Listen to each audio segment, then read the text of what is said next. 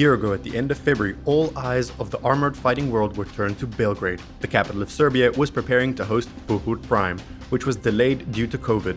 It's a fight between the 10 best teams in the world. The strongest fighters from Russia, Europe, and the USA were preparing to cross blades and test the strength of each other's armor. A grandiose event 2 years in the making.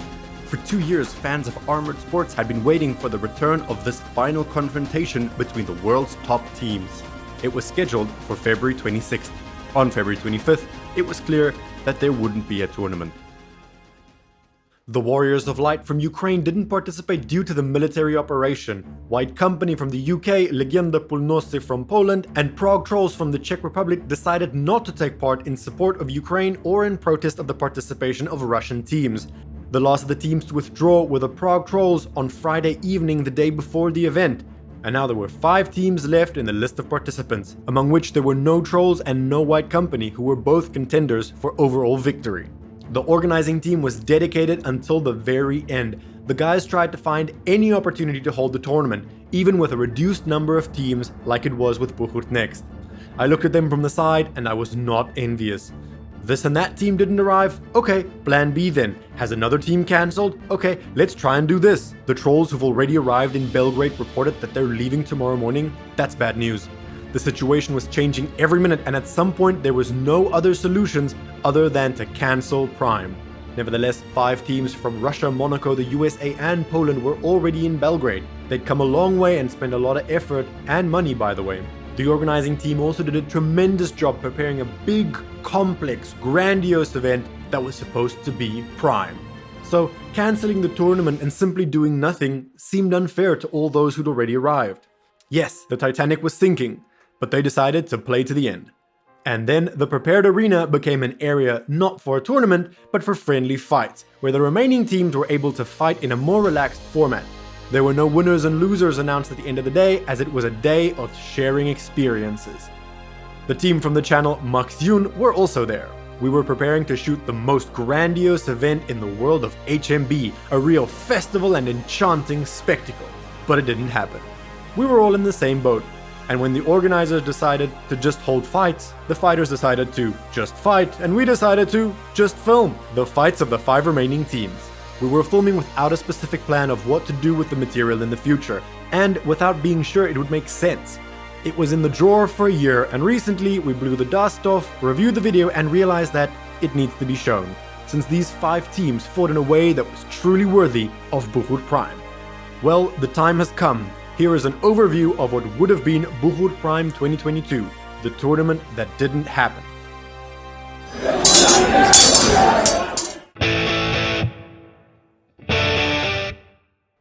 I will start the story with the Polish team of KS Rycerz.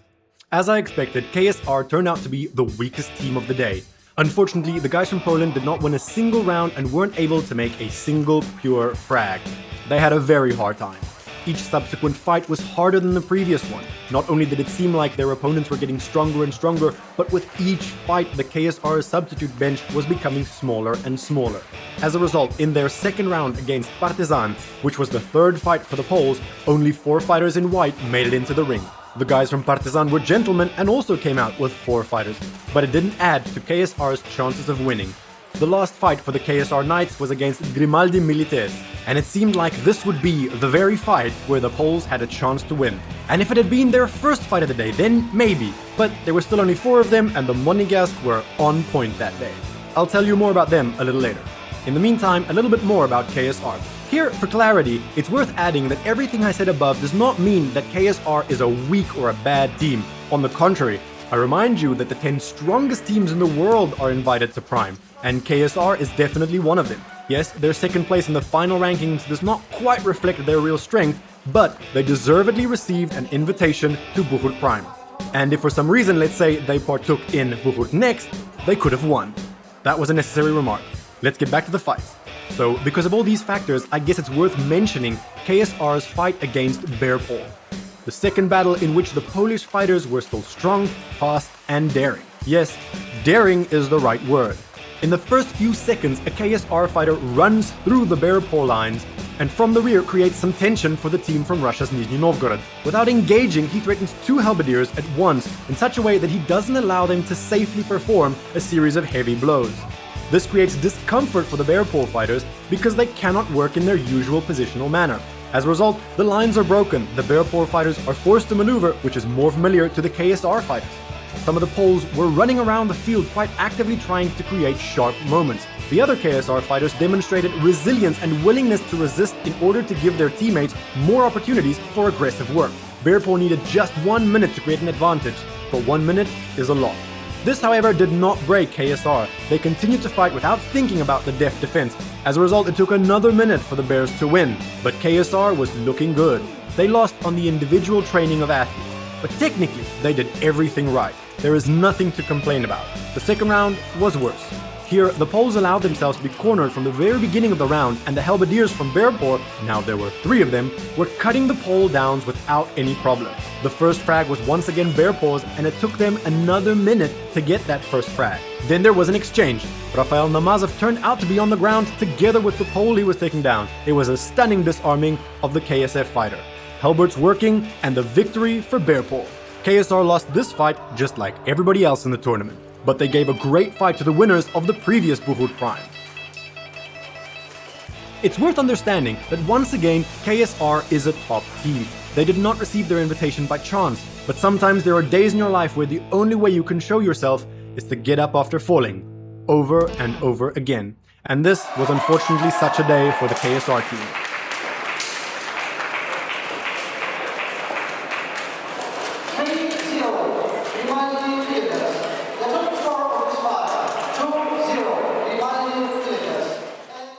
Grimaldi Milites. This was the team that performed much better than I expected. At the first Buhurt Prime in 2019 in Monaco, they were very far from the top 10. Back then, the organizers arranged an exhibition fight between them and an Italian team, and the local team won it. But hand over heart, it was a so-so fight, and so were both teams who were involved in it. Few people could have imagined that 3 years later, the team from Monaco would become one of the leaders in European HMB, the strongest team in the French Championship, leaving behind the fearsome Martel and Aquila Siquania at the time. The fight between Grimaldi Milites and Partizan opened the event. Technically, there was no sensation in it. Partizan won quickly and unconditionally in the first round. The second round would be a hard one for the red and yellow team. They didn't manage to create a meaningful advantage. It was so hard that 2 minutes after the start of the round, we had 2 Partizan fighters on their feet against 1 fighter from Grimaldi Milites. Despite the fact that the 2 fighters for Partizan were Alexei Naidrov and Yuri Samuelov, 2 very strong and experienced fighters and the head coaches of the St. Petersburg School of HMB, the Monaco fighter didn't think of giving up. He demonstrated excellent defense and maneuvering. Sometimes he attacked them, managing to escape from the deathly halberd and twisting out of tenacious grips. 3 minutes passed and the Monaco fighter was still not defeated. Experienced Naidrov and Samuelov could not do anything with him. The round ended with a score of 2-1. Victory was given to Partizan, in the round and in the fight. But the Grimaldi Milites fighter definitely did not lose. And the name of this fighter, by the way, is Nikita Vastorgan. He is also a graduate of the Bern club. He started his career in the Cubs team, but has been fighting for Grimaldi since their foundation. Then there was the fight against Bear paw, which didn't hold any surprises. The Bears worked hard and professionally, leaving no chances for the guys from Monaco. Nikita Vastorgan, the hero of the previous battle, was beaten by 2 helmets. From the description of KSR's journey at the event, you know that Grimaldi Milites defeated them. It was a fast and bright fight where KSR didn't have a chance. But still, the main triumph for the team from Monaco was their fight against Cerberus Emissus. To be honest, the Americans were my favorite to win this fight. They were the champions of the North American Conference, and from the very beginning, I ranked them higher than Grimaldi Milites. Well, they looked more confident on the day. They defeated KSR and gave a terrific fight against Partizan, about which I'll tell you a little bit later. In general, I was sure that Cerberus would pass Grimaldi with a bit of a run. And I'm sure I wasn't the only one. How surprised we all were when the team from Monaco won the first round with a 4-0 score in just 1 minute. The first frag turned out to be mutual and fighters from both teams were on the ground. But the score didn't stay equal for long. The giant Tom Darvo-Uber made one American sit on the ground. Another one, running away from him, chose the already mentioned Vastorgin as a target for his attack, but Nikita was on the alert and the American fell to the ground. At the same time, on the other flank, 2 Monaco fighters took another American out of the fight. The round stopped and Grimaldi won 4-0. Nothing's gonna ever keep you down. You're the best around. Nothing's gonna ever keep you down. You're the best around. Nothing's gonna ever keep you down.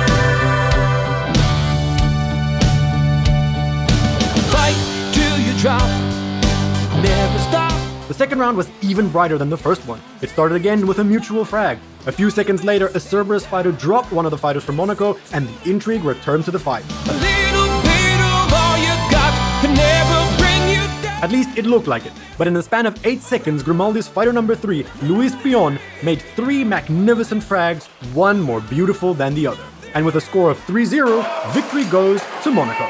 It was great work by Grimaldi Milites. A little bit of all you got can never bring you down. All of this, nothing can keep you down. All of this, nothing can keep you down. All of this,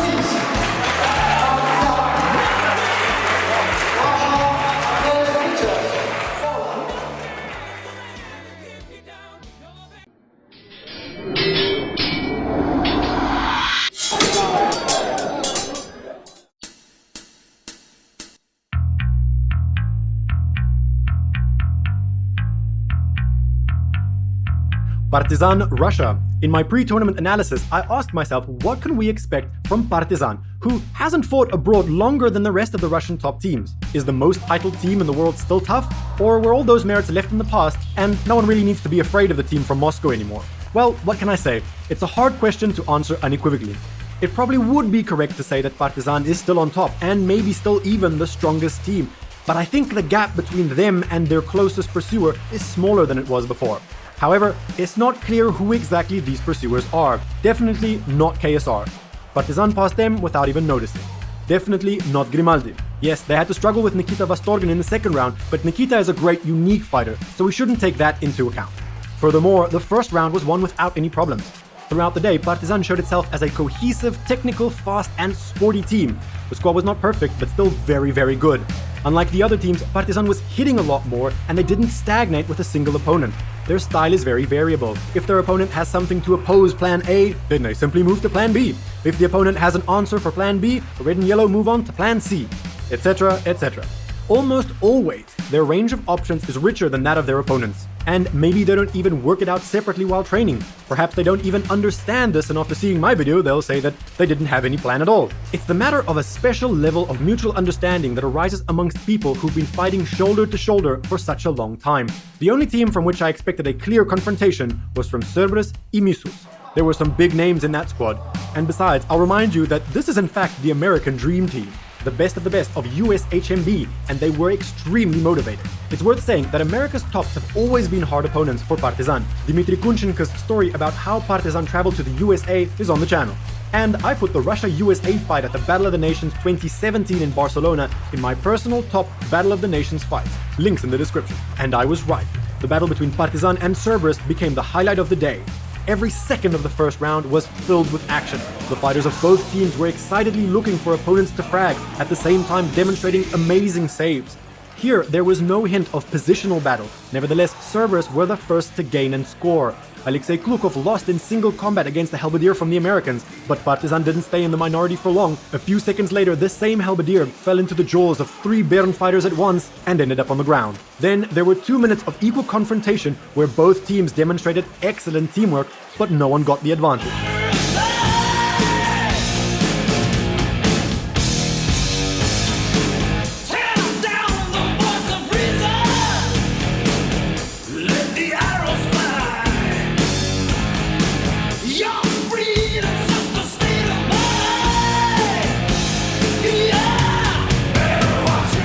There was one mutual frag and the fight switched to the 3 versus 3 format. 2.5 minutes later, and with the same score, the round was over with timeout. 5 minutes were not enough for Partizan and Cerberus Emissus to find out who was stronger. But there were still 5 minutes more in the second round, so the few viewers who were there were waiting in anticipation.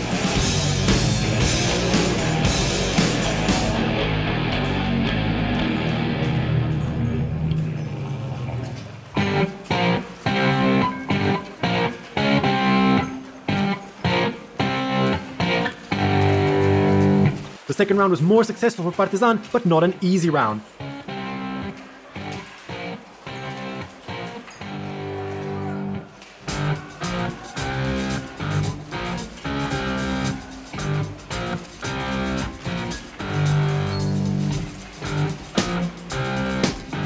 After a minute of hard work, they managed to pull a fighter from the USA under the field and earn a small advantage.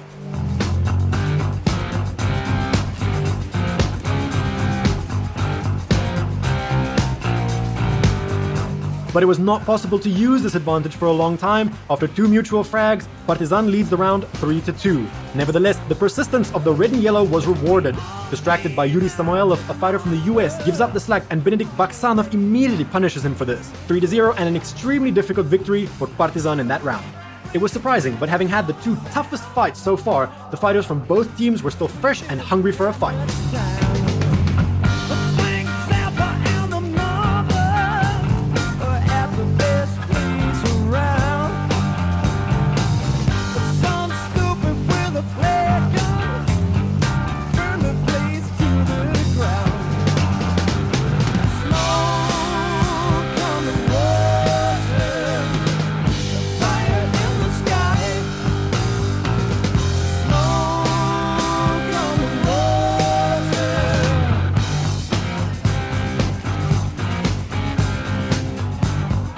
The third round developed more or less the same as the previous 2.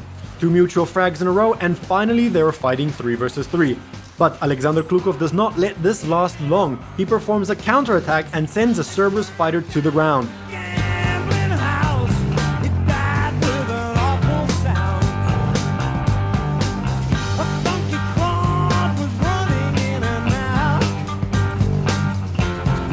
He then, along with Roman Baranas, takes another American out of the fight and brings victory to their team. 2-0 in rounds and Partizan wins, but hardly anyone will say that it was easy. What conclusions did I draw from this fight? Partizan is still super top, and Cerberus Emissus, as the quintessence of the American style, is one of the best opponents for them.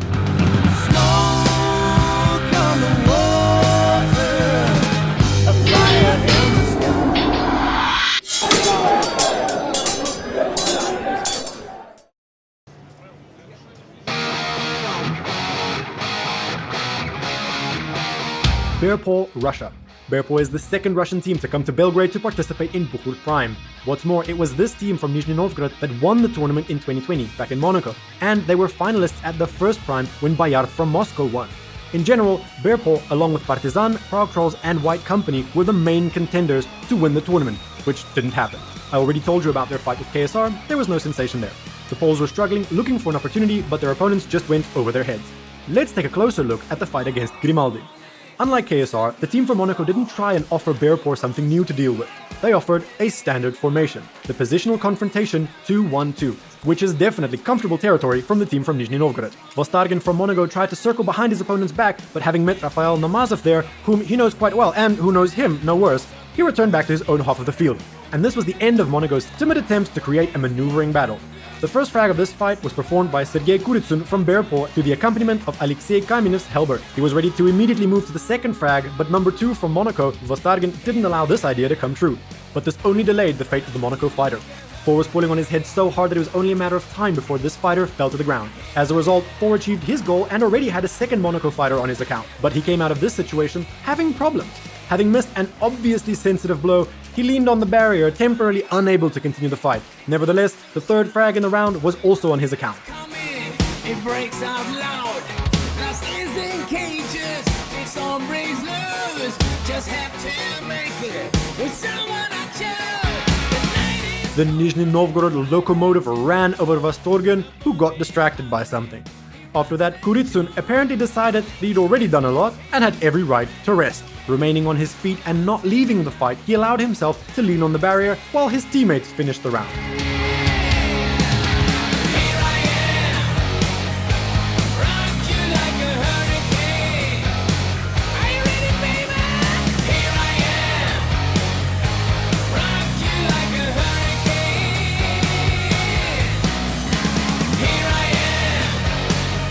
And so they did. 5-0 victory to Bern in the first round.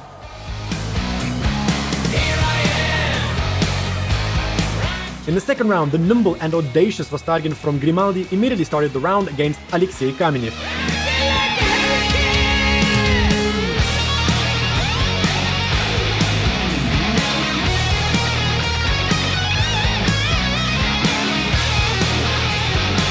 But the first frag was in favor of Bern again. Fighter number 3 from Grimaldi, Luis Pion, dropped his axe and, forgetting himself in the heat of battle, picked it up off the ground, which is forbidden. When he comes to his senses, he immediately throws the axe away and goes for his spare weapon, but the marshal saw everything and made the fighter sit down.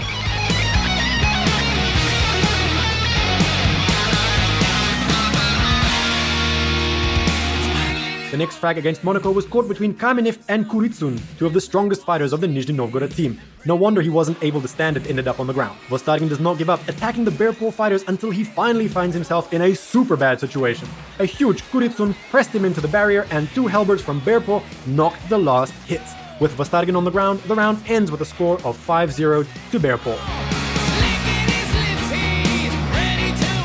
Victory to Nizhny Novgorod in 2 rounds. You might think that mentioning this particular fight in the story about Bearpaw, then probably the fight against Cerberus was less interesting. It looks quite logical, seeing as Bearpaw defeated Grimaldi without any problems, and Grimaldi defeated the Americans without any problem. But on this day, the HMB gods mixed the cards up so smartly that the most unexpected battle of the bears was waiting for us at the end of the day.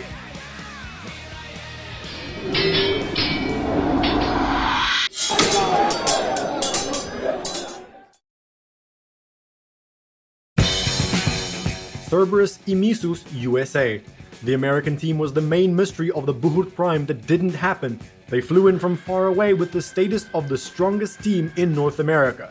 But in Europe, this doesn't mean much. Historically, in the world of HMB, the American national team performs on a good level, but definitely not on the highest level. In the 5 vs 5 fights at the Battle of the Nations, they've never taken any prizes, although they're always very close. They just don't perform smoothly. They can explode and win one round being quite courageous, but then they can unexpectedly burn out and lose the remaining ones ineptly. Once again, I'm not talking about Cerberus Emissus, but about the peculiarities of the American teams that I've met before, including the American national team in different years. Maybe I'm wrong, but for the 10 years that US teams have been in my field of vision, I've gotten the impression that Americans are more sprinters than marathon runners. As such, they don't perform very smoothly. They cannot or do not know how to or just don't want to distribute force. I like the way they fight. They are fast, quick-tempered, unpredictable and strong. But that's the problem. They often don't have enough left for the second round. I quite logically expected the same from Cerberus Emissus. I expected the quintessence of the above approach. Guys who do the same things other Americans do, just better. And that's basically what it was. Their first fight, the fight with KSR, actually slightly surprised me. I expected the Americans to go through the poles like a bulldozer. But no, KSR resisted very well. Cerberus succeeded, but not fast. Nevertheless, the score in rounds was 2-0 for Cerberus. The team from the States won easily enough, but not with lightning speed. Then there was the exhausting battle against Partizan that I've already described. And then their meeting with Grimaldi, a fight which the team from Monaco won, which was unexpected for me.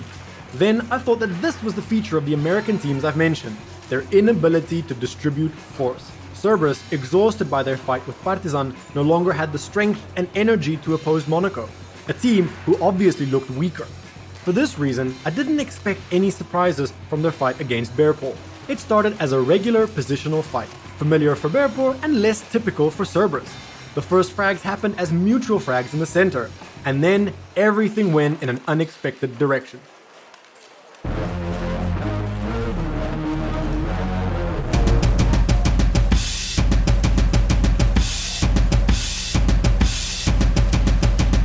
Cerberus captain Daniel Krug throws Michal Maruchev. After the throw, Krug touches the surface of the field with his fist, but according to current rules, this is permissible, so the marshals don't take him out of the fight. The captain of Bearpaw, Vitaly Gruzlov, finds himself in a bad situation. Krug grabs his head and pulls it. Gruzlov stumbles and falls to the ground. And so, a minute into the fight, Cerberus has a 4-2 advantage over Bearpaw. 2 Americans are messing around in the corner with Alexei Kamenev, 2 more are chasing Rafael Namazov around the field. But Rafael is a tough guy. He escapes from their attacks deftly. It's not for nothing that he was named after the Ninja Turtle.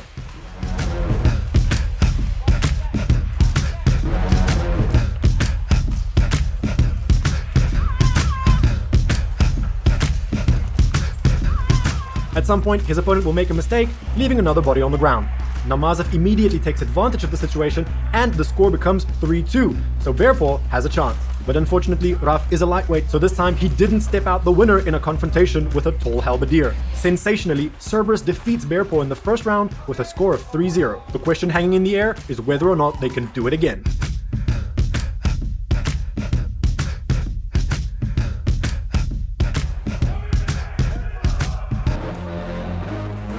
or was it an accident? In the second round, Bearpaw comes out with 3 halberds, perhaps hoping to find a gap in American armor.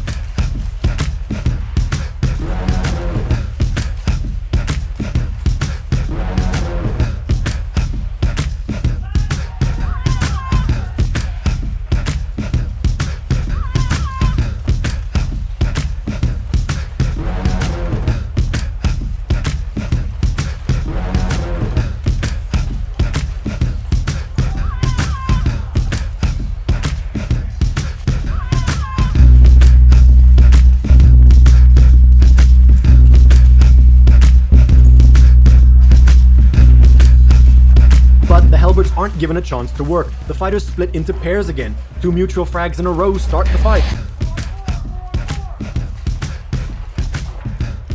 And almost immediately, Cerberus gains an advantage when marshals take Namazov out of the fight. There was probably something wrong with his equipment. The score now, 3-2 for Cerberus.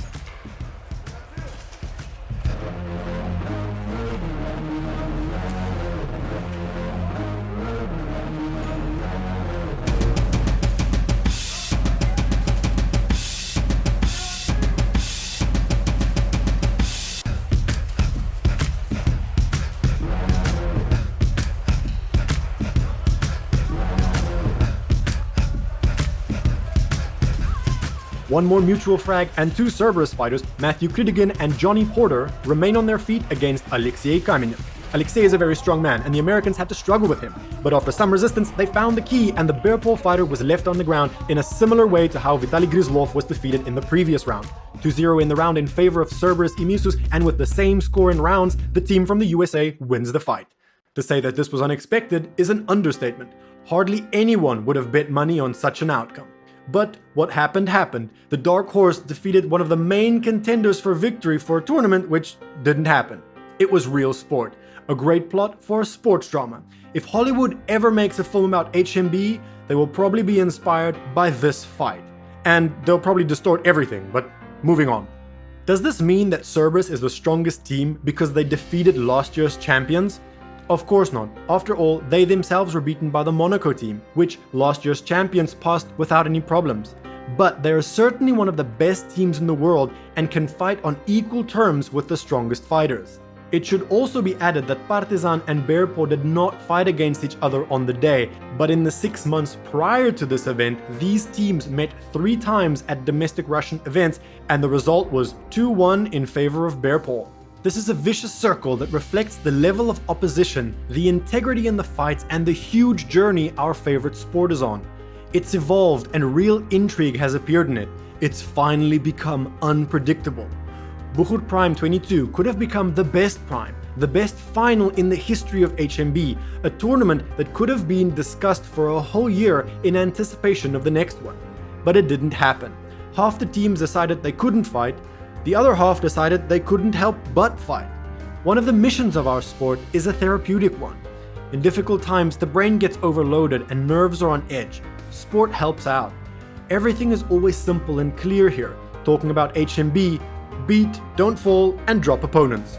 Fights and fighters were speeding up, they were spinning like an engine, gaining momentum with each blow, and at some point, for the fighters, for the judges, for the organizers, and for the few spectators, the world shrank down to the size of that field. And everything that happened in the outside world became irrelevant, at least for a couple of hours. There was only a selfless, pure and sincere fight, worthy of being talked about.